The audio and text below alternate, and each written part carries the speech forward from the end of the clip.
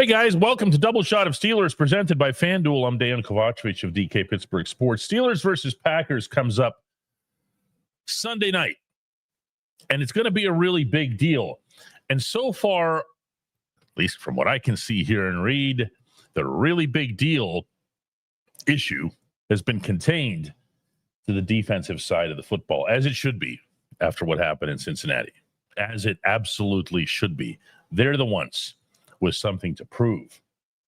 But let's not leave the offense out of this entirely. Let's not presume that the offense has just been, operating with a clean slate over these last 3 or 4 days because they blew up the Bengals, or even before that played well, I thought, against one of the NFL's better defenses in the Browns. There is still progress for the offense to make. I think there's a lot of progress for the offense to make. So while I understand and have experienced this week that in the locker room, the vibe right now is almost it's almost twofold, meaning you've got the defensive guys all looking like this, and they're ready to tackle the world and show everybody that they were wrong, as if we're expressing an opinion when we see that they're the number 31 defense in the NFL. Whereas the offensive guys, they're all like, and I'm not criticizing it at all. Professional sports are hard enough. These guys have every right to feel good about whenever they achieve something. And 1 week at a time, you do achieve something, and then you put your head down and get to work the next week. Confidence is a good thing. Feeling good is a good thing. I'm not knocking it. However, I don't know that means that the reality is good to go. We're all set. Where's that playoff game now? Because I look at this offense, and I've got some question marks still. I look at this offense and I wonder, do you still need the sixth man on the offensive line? Do you still need Spencer Anderson out there? Is he a luxury? Is he someone who's outlived his usefulness because of the gimmickry from London, or even from against the Browns here in Pittsburgh? Where's Jonnu Smith? Again, that's not something at him. He can only catch the balls that come his way. But Jonnu Smith was, as recently as 2024, a really high volume tight end. The NFL's leading receiver at the tight end position. The NFL's leading yards after the catch guy. And he is still every week kind of an afterthought. We saw Arthur Smith commendably get some of these guys back involved, especially Pat Freiermuth, who just had a wonderful little rebound game for himself in Cincinnati. But you got to get Jonnu involved. You're going to be talking a lot, actually, into eternity probably, about WR2 until you show people, not say, but show people that Jonnu can be that type of receiver, someone who makes that type of difference. He has done that for other teams. He can do that here. Calvin Austin's coming back from injury. That's wonderful for the offense. The running backs are in probably their best shape of the season to date. Jaylen Warren coming off of what I thought was just an inspired performance in Cincinnati. Aaron Rodgers, I don't know how much more could be asked of him. It's one of the reasons that I've been kind of biting whenever Mike Tomlin has now not once but twice cited those 2 interceptions as being some pivotal thing, all that just to protect his beloved coverage people concept in the secondary. It has there's more there too. There's more for DK Metcalf. He was more responsible for those 2 interceptions than Rodgers was. These guys have more that they can do. And I'm not forecasting anything here, But when I look ahead to Sunday, Green Bay's pretty good. The Packers are good. They picked up a certain somebody from Dallas that they hadn't expected to have on their defense this fall. And that guy is making all the plays, as he always will. It could very much be the case that the script gets flipped right in front of our eyes, and we're all complaining about the offense instead of the defense. I can't know that. That would require some Nostradamus level thinking. Way too early in the day to be doing that sort of thing. However, I do know that the offense still has a ways to go as well. When we come back, I'll be joined by Chris Halleck here.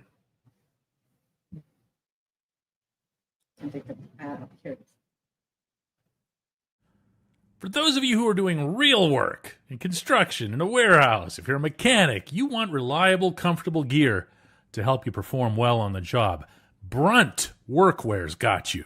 They've got waterproof boots, safety toe, soft toe, pull-on, lace-up, whatever you need. You can wear them to work, and if they're not right for you, send them back. I don't know of any other brand doing that. Brunt was tired of the workwear brands out there cutting corners. You work too hard to be stuck in uncomfortable boots that don't hold up. So they built something better. Boots that are insanely comfortable and built for any job site. For a limited time, our listeners get $10 off. Just head to bruntworkwear.com. Use the code DK Sports and you're good to go. After you order, they'll ask you where you heard about Brunt. Do us a favor here at DK Pittsburgh Sports and tell them it was from this show. All right, guys, welcome back. I'll be joined very shortly here by Chris Halleck over on the South Side. The Steelers really didn't make much news today. I know there's a lot of you who keep really tight track of everything that Will Howard does. Howard is going to be active, so he can finally get around to being the number 3 or number 4 guy, depending on how things play out with Skylar Thompson. And as I told you back then, when everybody was going all gaga over who's the 3 quarterback and what's going to happen to Howard, nobody thinks about it once the season starts. And sure enough, season started, nobody thinks about it. At least almost nobody. Some of you really, really do. The week after the Bengals game is finally here. That's the way to look at this. Fresh start. It's time to check out the latest odds, futures, and win totals on the FanDuel Sportsbook. If you think the Steelers are going to take the AFC North still, even though there's these tiny little footsteps coming up from behind, lock in your bets today. Whatever your game, FanDuel Sportsbook delivers the latest lines, futures, and specials so that you can join in on all the action. We're going to take a couple of questions of yours here while Chris is setting up over on the South Side. Randy Wagner says that Green Bay already has deploying some of that Bengals success. The Packers are going to be wearing all white uniforms. This was totally news to me. I'd heard something about brown and shared it with you yesterday. I'm not getting the Packers white helmet for 1 week, so you're just going to have to picture what this looks like, white, or don't let it get to you. But yeah, they're supposed to be wearing something all white, so it'll look a lot like, as Randy points out here, oh no, not again, because that's how the Bengals were dressed. The yellow and white isn't that stark, but I think they'll be able to pull it off. Chad Moore says, you mean the offense might not have figured it out? No, of course they haven't. They're very much a work in progress. There's stuff that we've seen going back to Latrobe that never really put itself onto the field yet. That's part of what you have to be thinking about here. There's a fair amount of playbook. It has not been emptied, and by the way, it doesn't stop getting carved out either. Mark Cunningham says, DK, didn't Jonnu have the first touchdown last week? Aaron was spreading it around. Yeah, but if you heard what I said there, Mark, I said he is a volume tight end.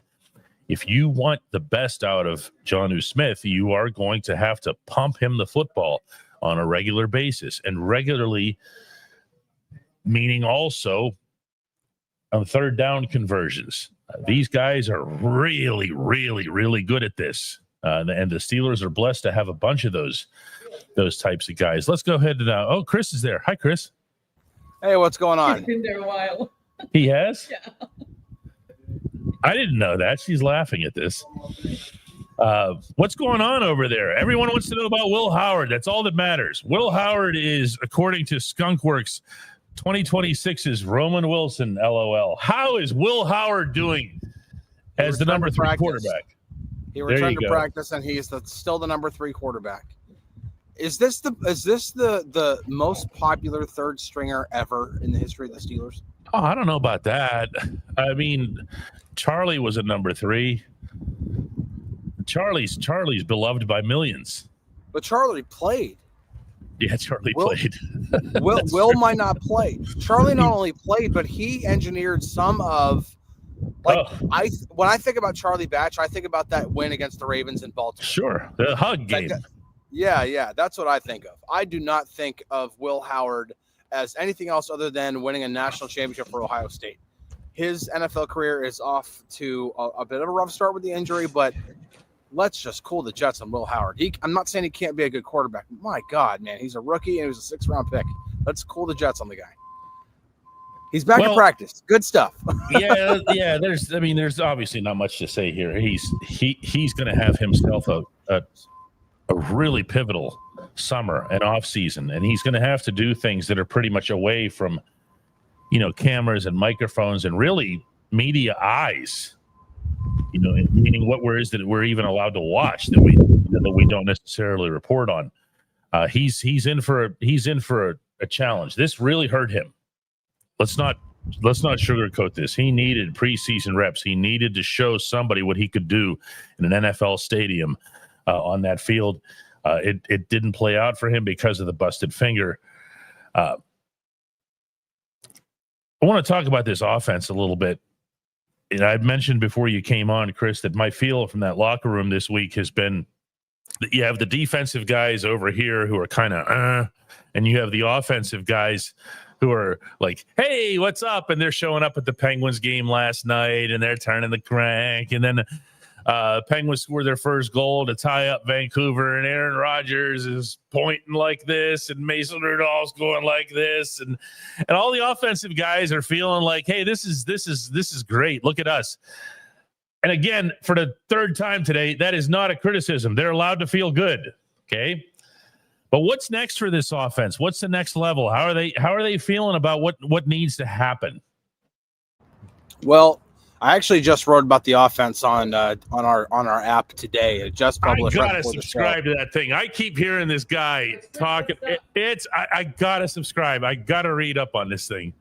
But yeah, I wrote about the offense. And listen, I have all the numbers in there, so you don't have to come at me now with your argument saying that it's not true that the Steelers since the Dublin game have a top 5 offense in the league. It's just the numbers speak for themselves. Now, there is another level. Absolutely. The next level, in my estimation, and I'm curious to see what Arthur Smith has to say whenever he addresses the media for his weekly session tomorrow. They got to get to the red zone more often because they are 4th best in the NFL in turning red zone trips into touchdowns. Now, they are sandwiched between the Lions and the Packers. Almost identical percentages. The Lions are at 72.4%, the Steelers are at 72.2%, and the Packers are at 72% even. Almost identical. Now, the difference between the Lions, who have the 3rd highest scoring offense in the league, and the Steelers, who have the 12th, is that the Lions have been to the red zone 11 more times than the Steelers have. Yeah, which is to their credit. Yeah, absolutely. They are getting to the red zone, and then they get to the red zone and score a touchdown. They're not settling for field goals. The Steelers are getting to the red zone and scoring touchdowns at almost the same exact rate as the Lions. The problem is that they're not getting enough drives to get into the red zone. Now, they have had a few of these quick hit drives where it's one play, 80 yards to DK Metcalf, or it's 2 plays, and on the second play, it's the 68-yard touchdown pass to Pat Freiermuth. You're never going to say no to those drives because it produces points. It produces a touchdown. You're never going to say no to that. But what you need to see more of is on top of those, is have those long sustained drives because they're still at the end of the day 29th in the NFL. No, James, they are not the 25th overall offense in the NFL. Stop looking at the overall numbers. Just stop. Well, what if they are? But they're not. I thought I saw. I could be wrong. Go ahead. Okay. You keep talking. I'll go check. Okay. All right. This is the thing that I can't stand about. Like, let's talk about. It might be right. No, but it's not right. All right. What at the end of the day is the point of trying to of an offense? What is the goal? Is it to rack up yards or to score points? It's to score points. I know what you're going to say here. They're 12th in the NFL at scoring points. They're 12th in the NFL at scoring. And by the way, when Chris says that, it means offensive points. They don't count anything that the defense would have put up when you're talking about that. However, the common terminology for whenever you're ranking an offense, when somebody says it's the 25th ranked offense or they rank so-and-so in total offense, they're referring to yardage. And I'm sure James was too. And the Steelers are, in fact, 25th with an average of 297 points. I had to look this up yesterday. I wasn't doing this off the top of my head. 297.5 yards over the 6 games that they've played. So a lot of that is obviously reflective of some early struggles that they had. Yeah. And some early dead ends. But what you want to see, and this is really the biggest feather that you can offer Arthur Smith, Aaron Rodgers, and everybody involved in that offense, by the way, also including the offensive line and everybody, is that they have progressed as smoothly as any facet of this football team, meaning as a unit. And I love the fact that we don't even have to break down passing offense or rushing offense where we've had to do that in the past, the recent past. Now you just say the offense, because you can, I don't know that you can presume that the team will run well because it didn't run well early in the season. But that's where, to me, listen, I liked I liked a lot of what I saw in Dublin. We said that from over there. We're going to keep saying it. That felt like a pivoting point for this entire football team. It should have been a pivoting point for this entire football team. It turned out to be that only for the offense, because I thought the following week, they faced one of the better defenses in football. And I know everybody was like, they didn't score as many. That defense was way better than what they'd seen the week before. Certainly a lot better than what they just saw this past week in Cincinnati. And they got the job done. 23 points against the Browns was an impressive showing. It really was. And I hope that shines through now more clearly than it had before. You talked to Pat Freiermuth today, and he had some stuff to say about this, right, Chris? Yeah. So at first he's going to kind of joke about the sweatshirt he was having to wear, because the Penn State Nittany Lions, for those who follow the college, they're in a free fall right now. And that included a loss to Iowa. And since the Steelers have several. Yes. Okay. I mean, Iowa's it's like losing to the Buffalo Sabres, right? No, it's not that bad. But always get the obligatory Sabres dig in. Yeah, there you go. I knew you were getting that, but no, it's not that bad. But it's a game that James Franklin, as the head coach or not, you should not be losing on the road or not. Penn State should always be beating Iowa. They did not, and so Pat Freiermuth had to pay up on a bet on that. But then I had a chance to ask him about the offense too. Who was the bet with it? Was that a Logan Lee bet or Caleb Johnson? All the Iowa guys. YA, Logan, KJ. Tough one for the Nittany Lions. So, yeah. Gonna rip Iowa. Did you specifically choose the green so it was like less of No. Iowa? No, YA just gave this sweatshirt. So, yeah, it was his doing. Well, in terms of a different trend from Penn State, your offense has been, since week 4, pretty much a top 5 offense in the league. What are you guys doing so well, whether it be the game plan choices, anything like that? Just what are you guys doing to get on a run like this? I think the biggest thing is just execution. I think everyone's start finally get on the same page, executing what we're assigned to do, and I think everyone on the offense is seeing the game the same way. So, we're executing at a high level right now. And there's a lot of that. You can pick up on that confidence in the way he states that. Especially, listen, I had a brief chat with him in Cincinnati after his I don't want to call it a breakout or a rebound game. He hadn't really done anything wrong. He just wasn't being utilized. You know what I mean? But man, you could tell he could breathe. This is a guy who's really proud to be a Pittsburgh Steeler. And from the moment that Jonnu Smith arrived, there was going to be a different feel to that tight end room. There had to be. Pat was the guy. Pat was the pass catcher. And then along comes the NFL's leading guy in that role overall. Not only did Pat come through, and he came through twice, and he came through in a big way. That one at the end, the big play. This is the way Pat has always seen himself, has been that he's a guy who can make tight end plays downfield. He can make catches in all different parts of the field. We saw him really add the sideline routes to his repertoire beginning a couple of years ago, made himself more dangerous, more threatening. And to have those types of catches, never mind just like, oh, he had a couple of catches, he's back. It was those types of catches. And then to do it at that time of the game, it should have been the winning play. It's all we should have been talking about this weekend. Yeah, and if anything, that 68-yard touchdown was awesome. But I honestly thought his touchdown catch on 3rd and 18 from the 19-yard line was even more pivotal because, yes, Aaron Rodgers made a right read from what he saw from the Cincinnati defense earlier in the game, said this is going to be available if we call this. He was right. They called it. That's exactly what happened. But it was still a tight window. It was still, and Muth had to take on contact to make that catch. That's not easy to do when you have a safety who's who's literally going to be smacking you in the back as hard as they can to try to get that ball out. Pat played a great game, but see, that's the one thing, and Aaron talked about it today when he addressed the media, was it's all different kinds of guys getting involved.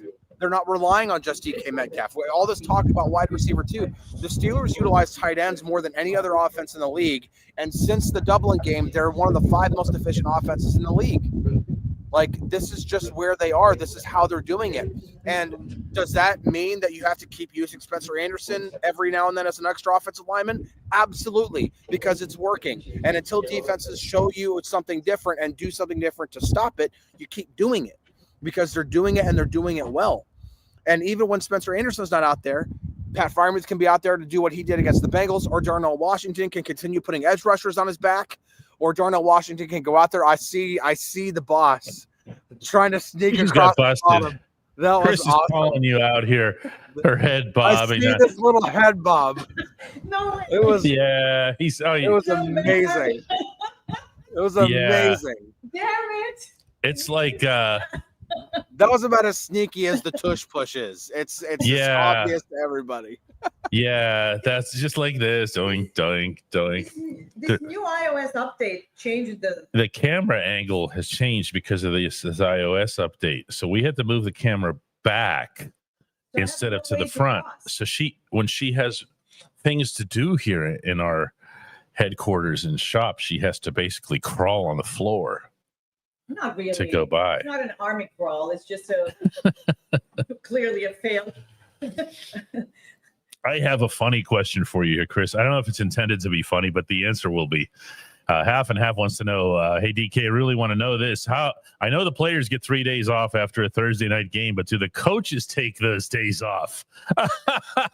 I hope that they were in the film room all 3 days. Actually, after the Cincinnati game, they had to be in the film room for 4 out of those 3 days. Okay? I mean, coaches don't get time off in season. I mean, they might get a day here or there. Things get a little bit lighter. There's too much to do. There's too few days. And within those days, they'll all tell you this. There are too few hours in those days for what needs to be done, for the amount of studying that can take place. There's no such thing as too much help. Now, in modern times, coaches do have assistants. And by that, I don't mean assistant coaches. I mean assistants to the coaches. This is going to sound like Dwight Schrute here in a second. But they will help dissect the film. They will break things down. And what was it? Assistant to the regional manager? Assistant to the regional manager, yes. Mm-hmm. Yeah. One of my favorite stories that I've heard anybody tell about any coach was on the America's Game episode of the Super Bowl 43 team, the Steelers team, when Troy Polamalu talked about, or had heard the story or knew that Mike Tomlin was up at night, like after a practice that they had because it was bugging him that the defense was getting interceptions in practice and not running them back. They would just pick the ball off, and then the play would be over.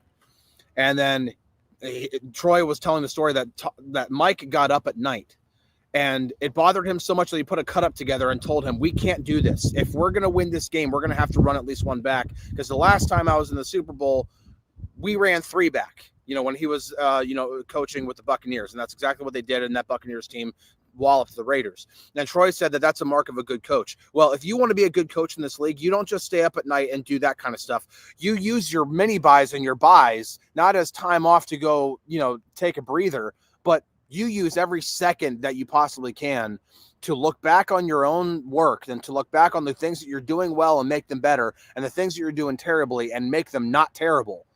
That's what you have to do. So I can guarantee you those coaches were absolutely working during that time. Oh, yeah. No question about that. Jacob asks, DK, who would you announce in the upcoming game? Would it be the offense or the defense? Jacob says he would do offense, I presume, because the offense just had a nice couple of games and they can get everybody revved up. I don't think that's the way the head coach. The head coach is right back into hunker down mode. And he wants his defense to be successful the way he set it up in the summertime. And I'm sure he's going to be thinking, what can I do to help make that happen? Well, there's a coin toss that he can't control. We don't know who's going to be on the field first, but we do know that he knows that he's going to need the crowd behind the defense, not thinking about Cincinnati. So I have a feeling you're going to see those guys. I don't know if it's going to be as dramatic as the last one where he added Nick Herbig as a 12th starter. A little bit gimmicky. If you feel that strongly about Herbig as a 12th starter, maybe play him more than a dozen snaps or whatever it was that he got against the Bengals. What was up with that anyway, Chris? Sorry, what was up? I was reading comments. What was up with what? Herbig's usage. Oh, yeah. Tomlin put that on pretty much not like their issues against the run, affected the way that they were deploying things up front, which you kind of saw because Cam Hayward played a lot more often than he normally does. And that's usually a good indication is to look at Cam Hayward's snaps. If things are going really, really well, usually he doesn't play as often, which I know it sounds backwards, but it really is less is more with Cam, and the team doesn't mind taking him off the field a little bit more often to get things done. So I think if I am trying to get into the brain of Mike Tomlin, he's thinking his two best run defending edge rushers are TJ Watt and Alex Highsmith, and they are. Now, Nick Herbig's gotten better, but Alex Highsmith is still a better run defending edge rusher. So I think what his logic at that point is, we're not stopping the run. We got to stop the run. I'm going to get all my best run defending guys out there. And they still didn't stop the run. So that's a big problem. But that would be the way I would interpret both what he said and then knowing the way he operates. That would be what I think. But in terms of who you would announce first against the Packers, that offense, the very last guy, and that's your quarterback. Right over my head. Over my head. Isn't it funny that he's never played them? I did not know that until today. Well, I mean, he's only been, this is his third season that's not been in Green Bay, and he didn't play the one season because of the Achilles injury, and then last year the Jets didn't play the Packers. So there hasn't been a really opportunity for him to. But it's interesting. Yeah, that's going to be another one of those made-for-TV type narratives and all that. 100%. And the truth is, he's been gone from there long enough that I'm sure it's not that big a deal to all the cheeseheads in Wisconsin and everything else. I really can't imagine that it is. It's going to be one of those things that's maybe more a little bit weird because he's out there in the field against them. But they've been looking at him in another uniform for a long time now. And not to mention, they've got their own guy. And he's pretty good, and they're pretty good. Yeah. Does the boss have the video I sent of Rodgers, by the way? If she has that. Yeah, let's go ahead and play that. All right. Or you want to introduce it first? Go ahead. Yeah, because I think you're gonna like it.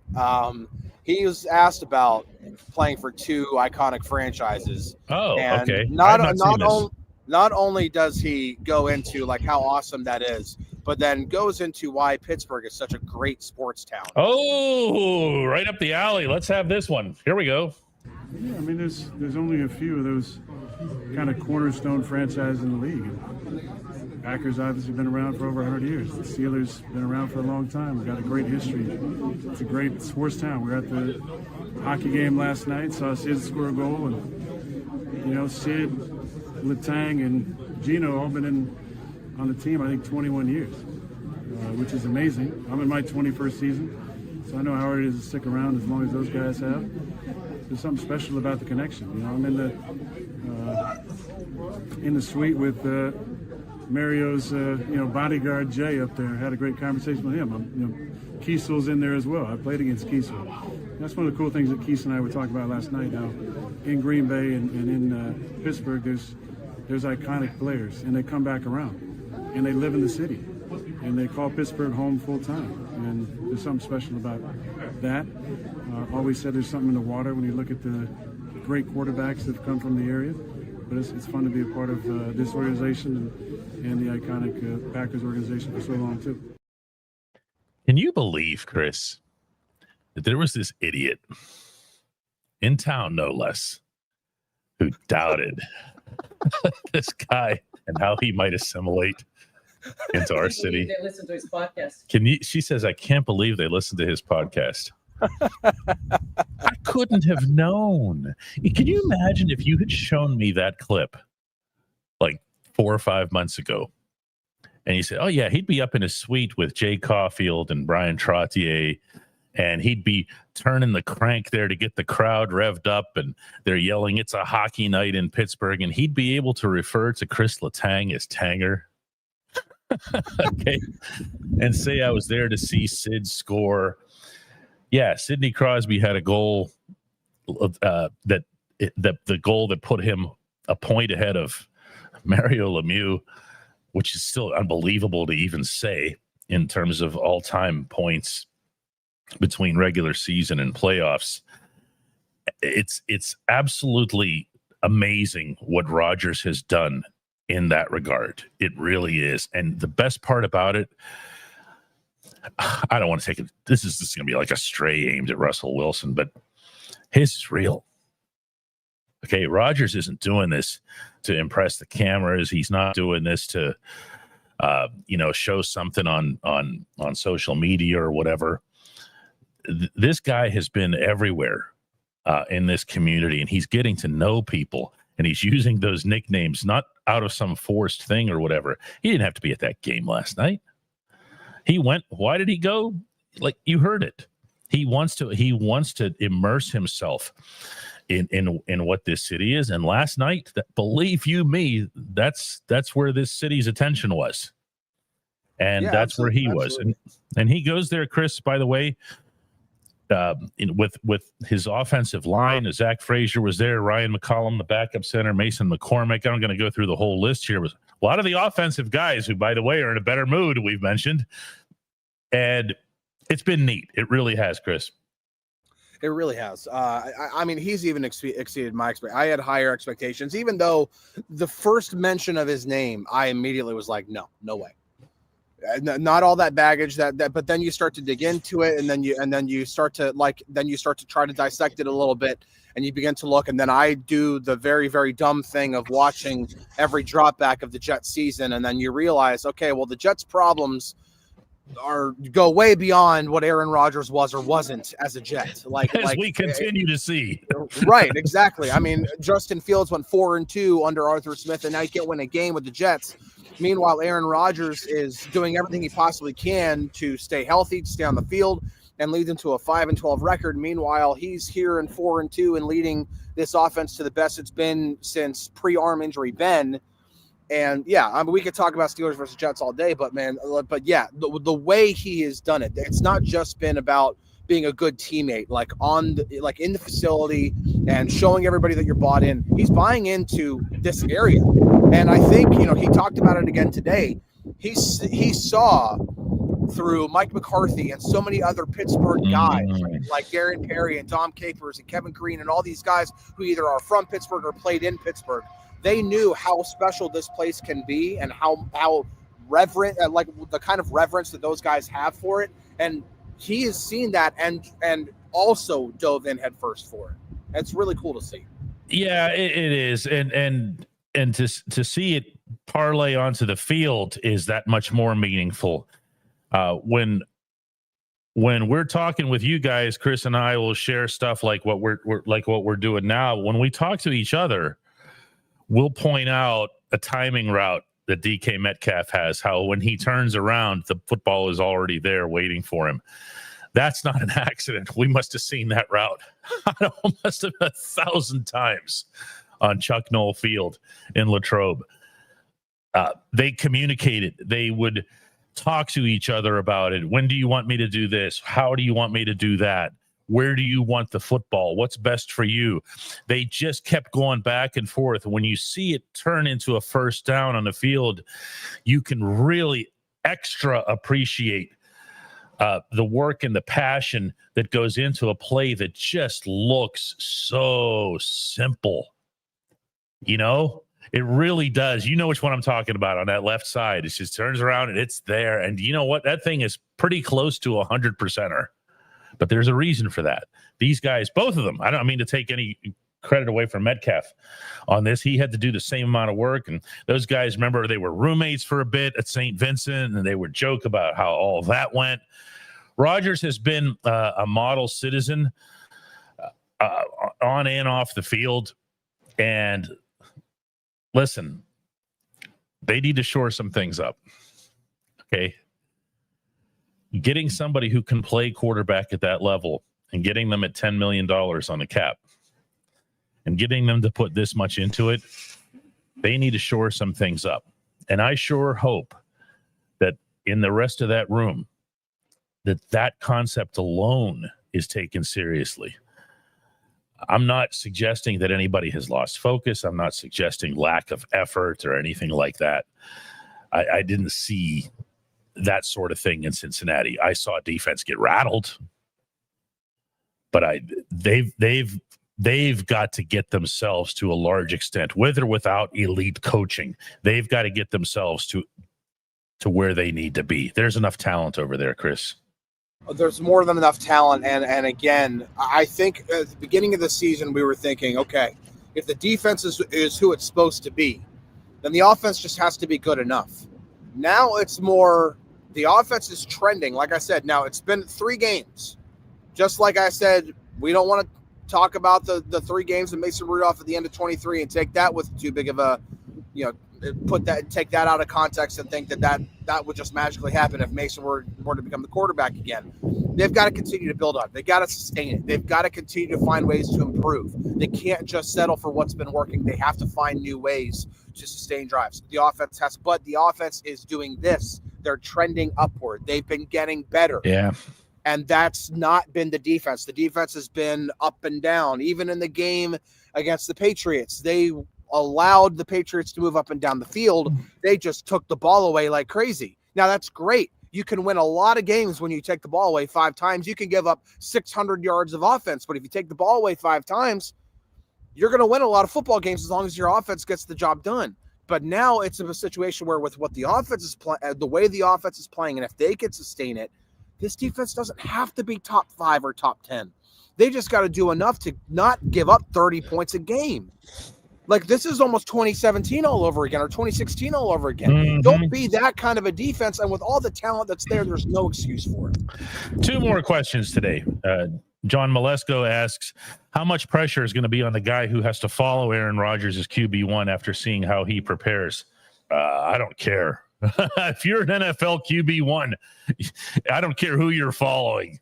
If you're not preparing at some extraordinary level, you're going to get exposed. I don't care who you are. I don't care if you're as naturally gifted as a Mahomes or a Josh Allen. You've got to be preparing. You've got to be digging in. You've only got 17 games in the regular season. 3 of those are against opponents you're going to face twice. You've got to dig in. So I don't know that I would be worrying about who would follow anybody in terms of preparation. If it's someone like a Will Howard, we certainly don't have to question Howard's work ethic and his attitude and his approach. That's the one thing we do know about him as a quarterback. If it's Mason Rudolph, if it's a draft pick next year, heck, we might be waiting 2 years if Rudolph decides that he wants to come back. That decision has not remotely been made on any count.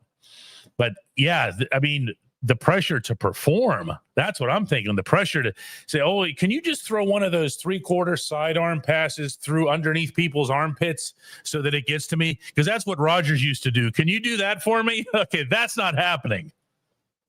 But there's going to, whoever it is, there's going to be pressure. Even if the Steelers are able to convince Aaron to come back for another season, and he plays in 2026, and the Steelers go out and they trade up and they draft and get themselves a quarterback, and that quarterback sits for a year behind Aaron, and that would be the ideal situation. There's still a lot of pressure. There's going to be a lot of pressure because not only are you drafted to be a starter, but to be a starting quarterback in the Pittsburgh Steelers. But yes, the Steelers don't have this long, it's not been like Brett Favre to Aaron Rodgers to Jordan Love like the Packers have.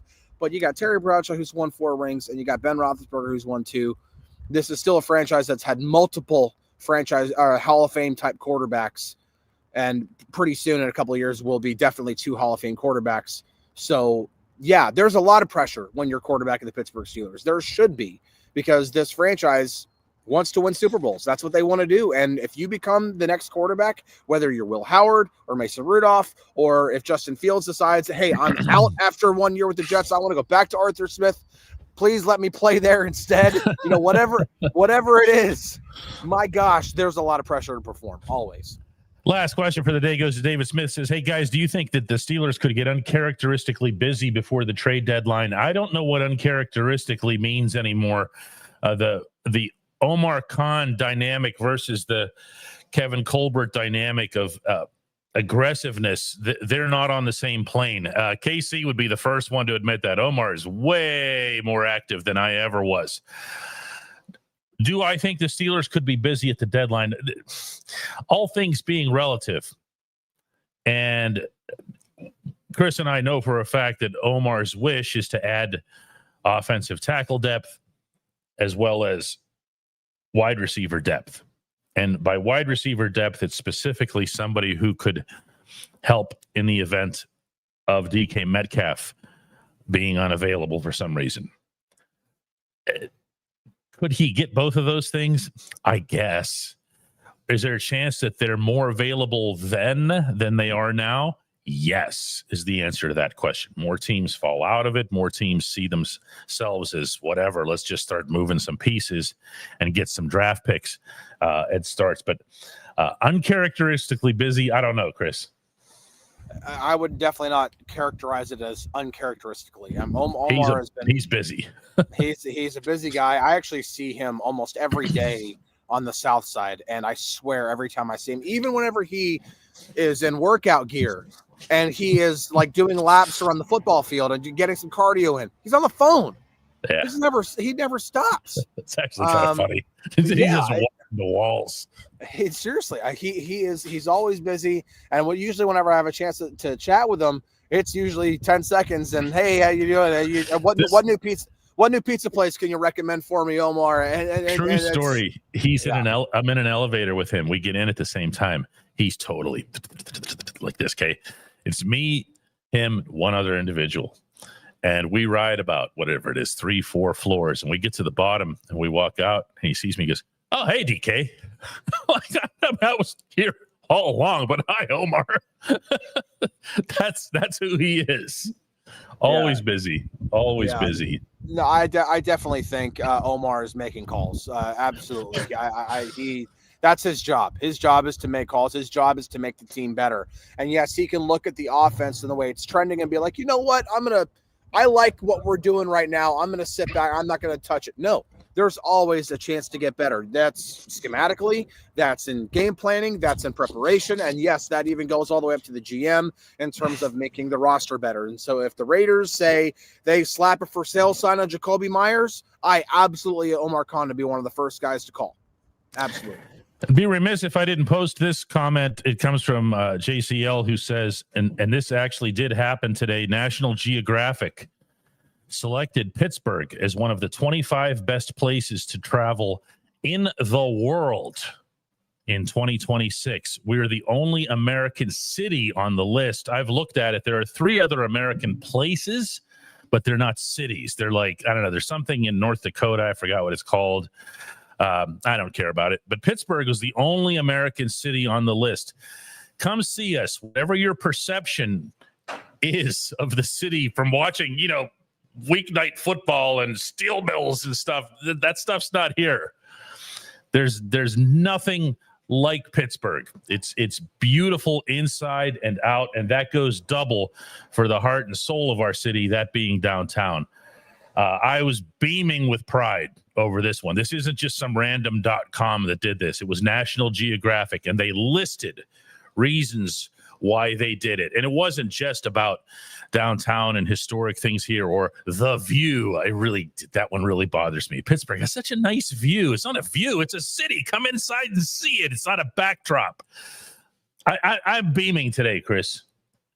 It's awesome. But I will say when you're in Pittsburgh and when we've had, friends and family come in from out of town, like, when we moved here, my wife and her entire family are from Texas and have lived in Texas. My wife, obviously being in the Navy, has been to way more places in the world than I have. Yeah. Oh yeah, Hong Kong, Singapore, like so many different places. But her mom's never really traveled much, and so when they got here and when her friend gets here, we take them downtown. We take them up the Duquesne Incline to the top of Mount Washington and give them a chance to look at the city from that view. And then, we do a number of different things with them. And yeah, it's all the stuff that the tourists do, but it's still something really, really special. And it always has a different impact on different people. So it is really, really cool. I would not have moved my family here for just a job. I'll put it that way. I mean, the job's great. Don't get me wrong, DK, but our tourism industry in Pittsburgh is our number 3 industry. No, it's incredible, but that's actually true. I mean, it's our number 3 industry. We have a massive, and this is where they come. This is where all our hotels are. They're right here in downtown, so we get to experience all of that. By the way, you know who else is welcome to visit and travel into downtown? Some people in the suburbs. It's okay to come down here. Don't listen to AM radio.